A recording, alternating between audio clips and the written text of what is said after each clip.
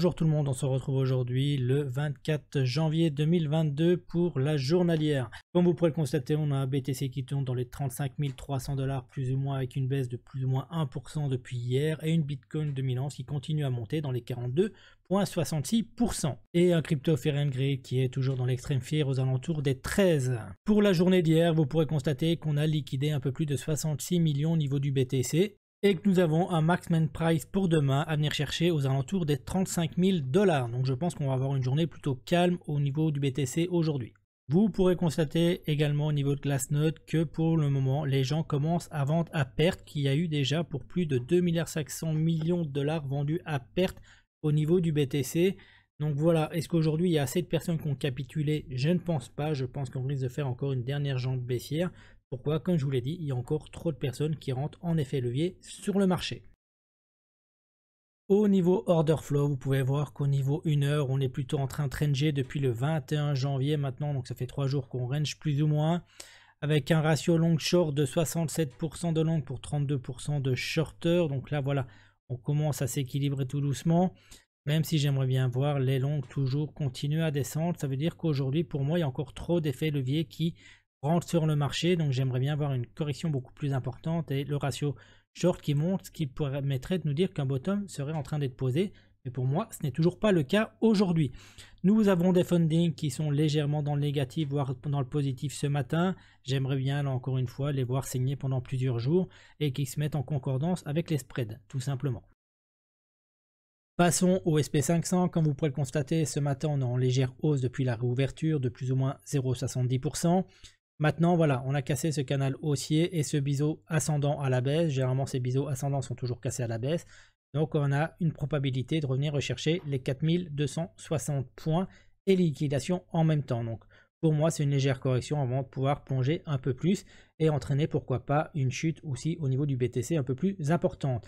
Au niveau de l'indice du dollar, regardez, on est en train de venir retester notre haut biseau descendant. Là, par contre, j'espère qu'il va nous servir de résistance pour pouvoir venir corriger un peu plus et pourquoi pas venir rechercher les 0,382 au niveau du retracement de Fibonacci. Au niveau du Nasdaq, toujours fermé, clôturé à l'heure où j'enregistre cette émission, donc rien à dire. Et regardez, au niveau de la capitalisation boursière totale crypto-monnaie, on a cassé notre biseau descendant à la baisse. Malheureusement, généralement, il devrait être cassé à la hausse et on vient faire un pullback parfait sur notre support long terme. J'espère qu'il va être assez puissant pour pouvoir nous redonner un gros élan haussier. Mais malheureusement, n'oubliez pas, où en est l'SP500, où en est le Nasdaq aujourd'hui.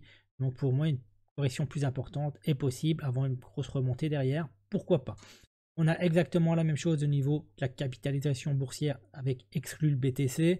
On a cassé notre biseau descendant à la baisse et on est un peu au-dessus de notre support long terme. Et au niveau de la Bitcoin dominance, on peut voir qu'elle tourne dans les plus ou moins 42%. Donc elle a une légère reprise. Donc pourquoi pas continuer à monter, finir en Bitcoin saison dans les prochaines semaines. Au niveau des spreads, vous pourrez remarquer qu'ils sont tous dans le négatif aujourd'hui, ça fait plaisir. Binance principalement, après vous avez Bybit, puis derrière OKEx, FTX. J'aimerais bien personnellement que sur FTX et OKEx, on se retrouve avec des spreads beaucoup plus dans le négatif. Donc j'espère que ces prochains jours vont nous permettre vraiment de saigner beaucoup plus pour nous dire que le train est enfin déchargé au niveau du BTC. Au niveau de mon graphe en 1 heure, on peut constater ce range ici que j'ai tracé, donc entre les 34 008 $ et les 36 690 $. On est en train de faire tout doucement des points bas, toujours un peu plus haut. Ici on s'arrête là, on va voir. Et des points hauts, toujours un peu plus haut tout simplement. Donc voilà, on pourrait reprendre une légère tendance haussière au niveau 1 heure. On va voir là dans les prochaines heures. Mais attention, regardez. On a notre EMA 50 ici qui vient faire office de résistance avec notre EMA 9 et notre EMA 13. Donc j'aimerais bien revoir un petit peu plus de volume pour pouvoir venir déjà casser cette première résistance qui est l'EMA 50 pour pouvoir venir rechercher le haut de ce canal haussier. Passons maintenant sur mon graphe en 4 heures. Comme vous pouvez le constater, on est venu casser cette trendline de résistance ici. On est venu parfaitement la casser au 22 janvier à 9 h du matin et depuis on latéralise parfaitement au niveau 4 heures. On est en train de faire un point bas et ici si on viendrait corriger, faire un deuxième point bas et ici on aurait notre premier point haut. Donc ça c'est mon graphe que j'avais fait il y a 2 jours, d'accord, de ce que moi j'aimerais bien voir au niveau 4 heures. Malheureusement pour le moment on latéralise, c'est ce qu'on a vu en 1 heure. on a notre EMA9 qui est beaucoup plus plongeante et écartée par rapport à notre EMA13. Donc on ne voit pas de changement de direction pour le moment, ou en tout cas une compression de l'EMA9 par rapport à l'EMA13. Donc un momentum toujours plutôt baissier. Et en 4 heures, là ça dit qu'on pourrait venir rechercher le bas de ce canal, simplement donc de ce range. Donc on va revenir rechercher les 34 000, 34 $, plus ou moins. Au niveau 12 heures, on a toujours ici notre biseau descendant qui est toujours valide. On est venu quasiment chercher le bas de notre biseau. On a plutôt en légère correction sur les 12 dernières heures. Donc est-ce qu'on va venir rechercher les 31 150 $ avant de pouvoir reprendre un élan aussi? C'est ce qu'on va voir dans les prochaines 12 heures, ou en tout cas dans les prochains jours. On a au niveau de mon indicateur VMC une possibilité d'achat, et surtout regardez un RSI qui est complètement en dessous des 32 RSI, qui n'arrive pas à remonter. Généralement ce sont des zones potentielles de bottom en 12 heures.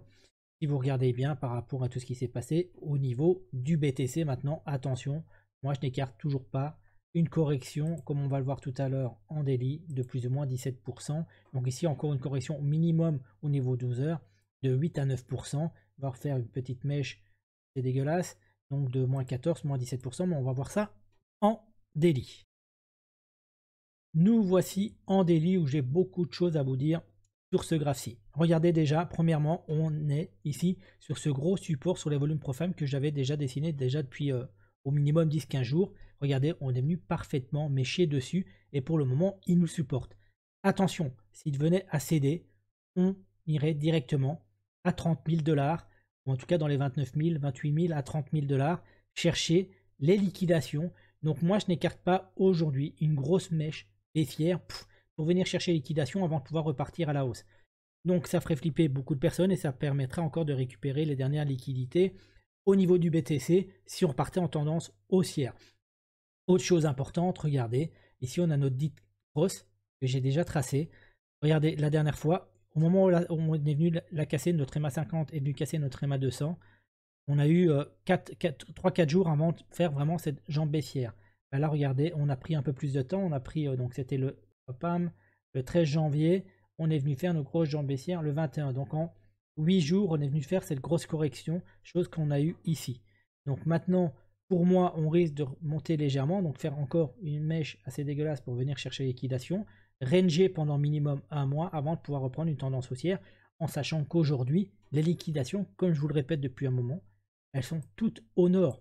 Mais tant qu'il y aura autant de personnes qui rentreront en effet levier sur le BTC avec des gros effets leviers, on ne partira pas. Maintenant, regardez aussi sur mon deuxième graphe daily, on a toujours ce biseau descendant et on est vraiment en train de mécher sur le bas de ce biseau qui n'a toujours pas cassé à la baisse.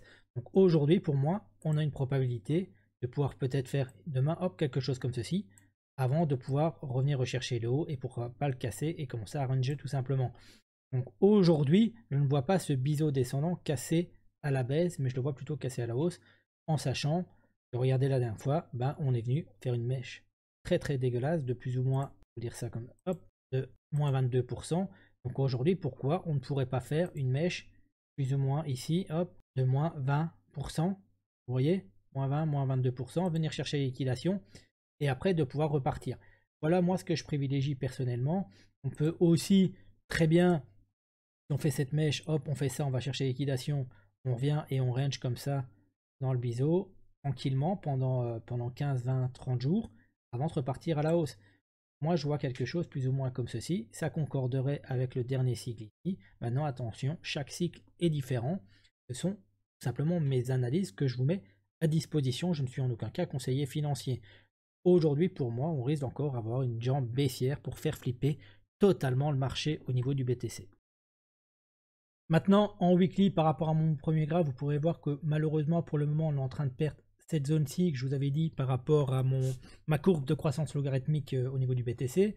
Donc on est en train de perdre les 36 000 $. Donc il faudrait minimum terminer la semaine au-dessus de cela pour ne pas chuter beaucoup plus et venir déjà dans un premier temps mécher sur les 32 000 $ qui concorderait avec ce que j'ai dit, la correction pour moi où on pourrait venir rechercher les liquidations dans les 30 000. Donc pour moi, voilà, on risque de venir chercher déjà les 32 000 $ assez facilement au niveau du BTC.